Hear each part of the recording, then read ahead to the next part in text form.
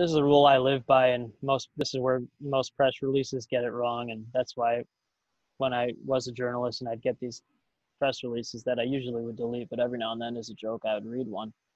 And this is where they miss the mark, is that nobody really cares about what you do. They care about who you are. But if they do care about who you are, they will care about what you do. So like people don't care that I have a PR firm. They care about how my brain connects people and creates value for people. So when you're writing a story about yourself or your business, it's like, who are you? Not what your company is. Who are you? That's what media will care about. And then if they do care about who you are, they will care about what you do. But what you do is a footnote to the story. It's not the main part of the story.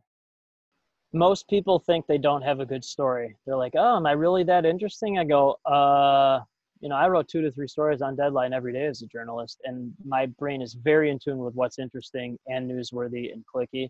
So when someone says something very interesting, it's like I get bored very easily. But if they say something like that, I just go, oh, that's definitely a good story. People are like, really? I go, oh no, trust me, that's 100% a really good story. So people have a hard time, to your earlier question, people have a hard time writing about themselves because they don't know what's interesting about themselves. Mm-hmm.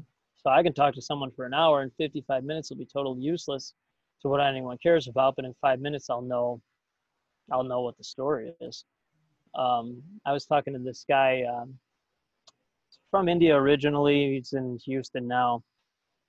Yeah, he's about to be a client of mine. He was one of the rare people who understood it. And he's like, oh yeah, let me just tell you a little bit background about myself and my family. My grandfather was one of the freedom fighters in India, helped Gandhi get out of prison. We were one of the wealthiest families in India. We had 17 businesses, and then my family torpedoed 16 of them, so we lost everything. I'm like, oh, okay, yeah, that's your story. And by the way, now you're launching a new company. But media's not going to care that you're launching a new company unless you talk about your cool family history, which is really fascinating. Absolutely. So that's the exception to the rule. Most people have no idea what their story is or should be, but my brain does know. I mean, nothing has changed for me since COVID except no in-person meetings. Before this, I spent a ton of time with my family, made as much money as I want to. And again, nothing has changed other than businesses have just gotten busier. But I mean, I see my family and kids all the time. During this process of creating and running a business, I talk to folks who are multi-gajillionaires, and I always ask about their family. And some of them, when they're like, oh, I never had kids, we never got married because I was always in the business. And I look at people when they talk, and you look into their eyes and you see this profound sadness that it's very hard to describe unless you really look at someone like that. These people are wealthier than God, but it doesn't matter because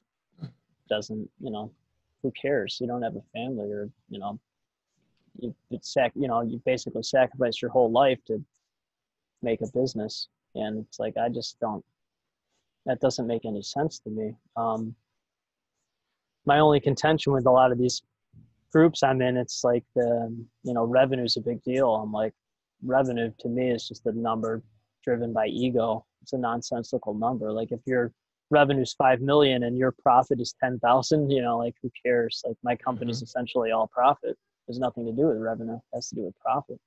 Yeah. And that enables me to do whatever I want, work with the people I want to, make as much money as I want to, spend as much time with my family as I want to. And it's like, well, I just, it's fine for folks that want to build these giant companies with a lot of employees. I respect that. It's just, for me, that doesn't make any sense. Like that's not my goal.